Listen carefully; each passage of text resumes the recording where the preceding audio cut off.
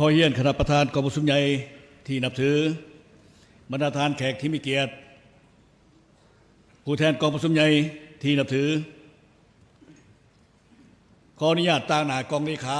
กองประชุมใหญ่ผ่านมติกองทางมติกองประชุมใหญ่ผู้แทนทั่วประเทศครั้งที่12ของพรรคประชาชนปฏิวัติลาวกองประชุมใหญ่ผู้แทนทั่วประเทศครั้งที่12ของพรรคประชาชนปฏิวัติลาว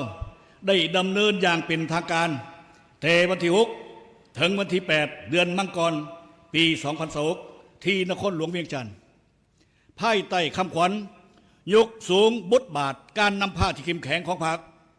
ตั้งหน้าสร้างเศรษฐกิจเอกราชเป็นเจ้าตัวเองสืบต่อบูรณะระบอบประชาธิปไตยประชาชนให้นักแน่นก้าวขึ้นสู่สังคมนิยมกองประชุมใหญ่ครั้งนี้มีผู้แทนสมบูรณ์เข้าร่วมทั้งหมด835 สหาย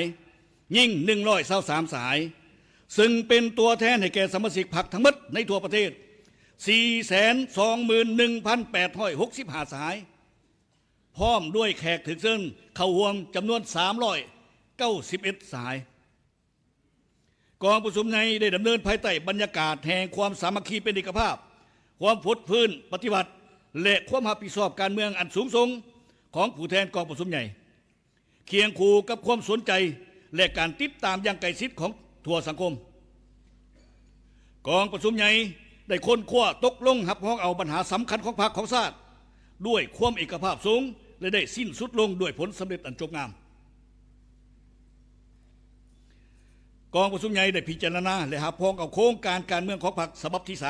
3เกี่ยวกับการบูรณะระบอบประชาธิปไตยประชาชนก้าวขึ้นสู่สังคมนิยมซึ่งเป็นเอกสารสำคัญแม้นทฤษฎีปฏิบัติของพรรคเป็นทวนไฟเยืองทางให้แก่ทั่วพรรคและทั่วปวงชนในภารกิจปกปักรักษาและพัฒนาประเทศชาติโครงการเมืองเป็นขีดหมายสำคัญประวัติศาสตร์ส่องใสเห็นอย่างมีชีวิตชีวาถึงการเติบใหญ่ขยายตัวของพรรคเราตลอดระยะ70 ปีแห่งการนำพาภารกิจต่อสู่กู้ชาตินำพาภารกิจปกปักรักษาและพัฒนาประเทศชาติก็คือนำพาภารกิจเปลี่ยนแปลงใหม่พร้อมกันนั้นได้ยกเห็น6 บทเรียนที่มีลักษณะเป็นกฎเกณฑ์ของการปฏิบัติเราโครงการเมืองฉบับนี้กำหนดจุดหมายและบาทก้าวเดินที่เป็นพื้นฐานในการสร้างบาทเลี้ยวที่แข็งแรงถ้าเป็นยุทธศาสตร์และวิสัยทัศน์ของพรรคในภารกิจการบูรณะระบอบประชาธิปไตยประชาชนก้าวขึ้นสู่สังคมนิยมฮอดปี2055วันสั่งตั้งพรรคเฮาครบรอบ100 ปีสู่ส้นสร้างประเทศชาติเฮาเป็นประเทศกำลังพัฒนาที่มีรายรับปานกลางสูงยับเข้าใกล้ประเทศที่มีรายรับสูงมีระบบการเมืองที่เข้มแข็งมีพื้นฐานเศรษฐกิจที่ทันสมัยกำลังการผลิตนะครับการพัฒนารอบด้านโดยมีการพัวพันการผลิตที่สอดคล้องได้ก้าวหน้าชีวิตการเป็นอยู่ของประชาชนบรรดาเผ่ามีพื้นฐานนักแน่นก้าวสู่ความอิ่มหนำสำราญเพื่อบรรลุจุดหมายดังกล่าวโครงการเมืองได้กำหนด11เนื้อในพื้นฐานของการบูรณะระบอบประชาธิปไตยประชาชนก้าวขึ้นสู่สังคมนิยม 2. กองประชุมใหญ่ได้พิจารณาและเป็นเอกภาพสูงหับพ้องเอารายงานการเมือง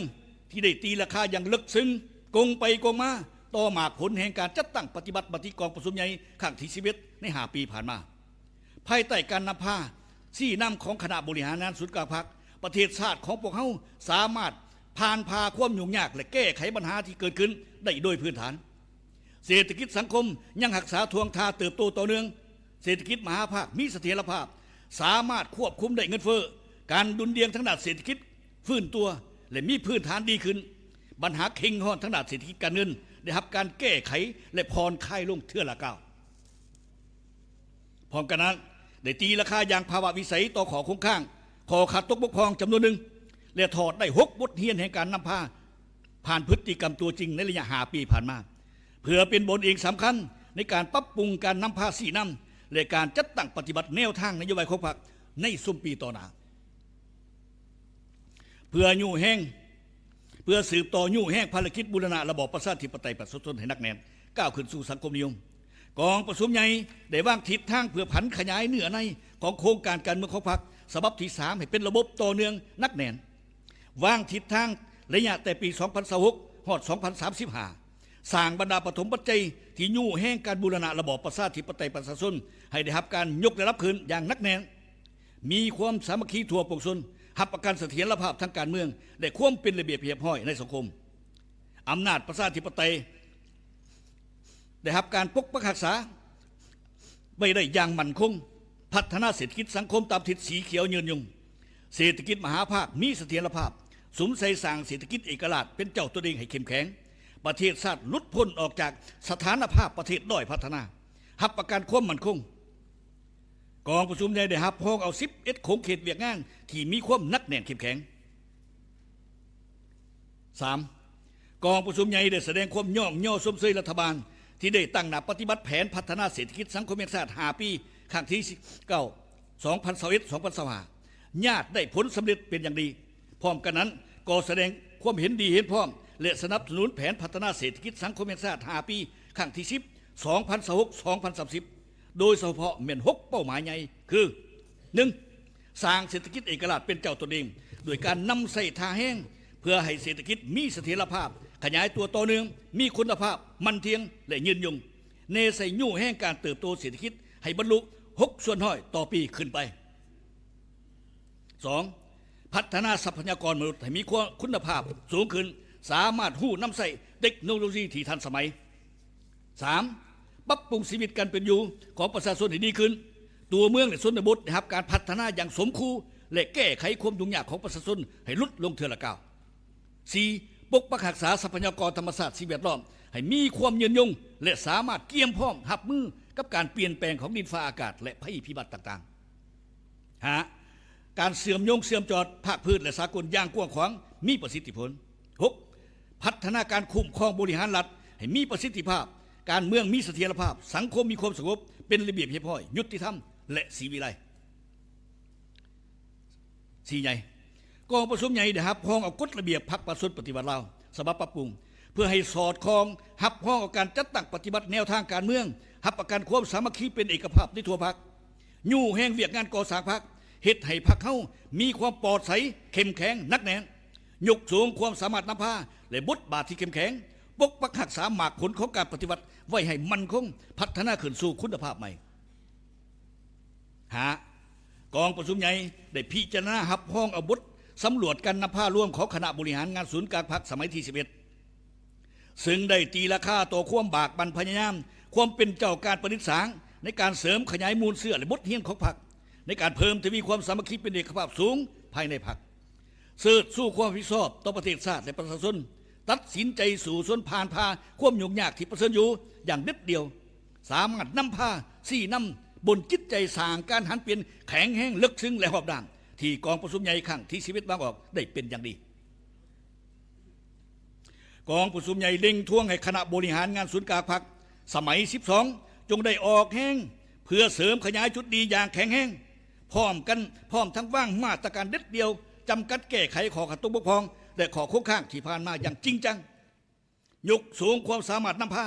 ความเป็นแบบอย่างน้ำหนาของคณะบริหารงานศูนย์กลางพรรคให้สูงเด่นขึ้น 6. กองประชุมใหญ่เลือกตั้งคณะบริหารงานศูนย์กลางพรรคสมัยที่12ซึ่งประกอบด้วยกรรมการสมบูรณ์จำนวน73สหายและกรรมการสำรอง15สหายเพื่อเป็นแกนสารแห่งความสามัคคีและสติปัญญาของพรรคเฮานำพาทั่วพรรคทั่วรัฐทั่วกำลังประกอบวุฒิและพวกชนเราทั้งชาติผันขยายจัดตั้งปฏิบัติมติกองประชุมใหญ่ครั้งที่12ของพรรคให้มีผลสำเร็จตัวจริงกองประชุมครบคณะครั้งปฐมฤกษ์ของคณะบริหารงานศูนย์กลางพรรคสมัยที่12ได้เป็นเอกภาพเลือกตั้งเอาคณะกรรมการกรมการเมืองศูนย์กลางพรรคจำนวน13สายได้เลือกเอากรรมการคณะเลขาธิการศูนย์กลางพรรคจำนวน11สายกองประชุมได้เป็นเอกภาพสูงเลือกเอาสหายทองรุ่นศรีสุรินทร์เป็นเลขาธิการใหญ่คณะบริหารงานศูนย์กลางพรรคอีกวาระหนึ่งได้เลือกเอาสหายพลเอกวิไลลาคำพ้องเป็นผู้ประจำการคณะเลขาธิการศูนย์กลางพรรคเลือกเอาสหายวันไส้ฟองสวรรค์เป็นประธานกวดกาและห้องประธานกวดกาอีกจำนวน6สหายเพื่อเฮ็ดให้มติกองประชุมใหญ่ครั้งที่12ของพรรคได้รับการผันขยายและจัดตั้งปฏิบัติให้ปรากฏผลเป็นจริงกองประชุมใหญ่ได้มอบหน้าที่ให้คณะบริหารงานศูนย์กลางพรรค ก็คือคณะพรรคทุกขันเป็นเจ้าการค้นคว้ากำแนนเสื่อมซึมและผันขยายเป็นแผนดำเนินงานของตนอย่างละเอียดมีการติดตามกวดกาและซุกยู่การจัดตั้งปฏิบัติให้แท้ถึงและเป็นประจำโดยมีการนำพาสี่นำอย่างแข็งแห้งและร่วมศูนย์จากศูนย์กลางพรรคกองประชุมใหญ่เฮียข้องมันยังคณะพรรคทุกขันสามัญพรรคพนักงานนักรบประชาชนลาวบรรดาเผ่าบรรดาสั้นคนและพี่น้องห่วมชาติลาวผู้ฮักชาติที่ดำรงชีวิตและทำมาหากินอยู่ต่างประเทศจงได้เสิร์ชสู้นำใจฮักชาติเสริมขยายมานจิตปฏิบัติบากบันสมใสการปฏิบัติหน้าที่ทำมาหากินและสร้างสาบูรณะระบอบประชาธิปไตยประชาชนก้าวขึ้นสู่สังคมนิยมอย่างนักแน่นกองประชุมใหญ่ผู้แทนทั่วประเทศครั้งที่12ของพรรคข้าพเจ้าได้เสนอห่างมติของกองประชุมใหญ่ครั้งที่12ของพรรคจบลงเท่านั้นขอขอบใจ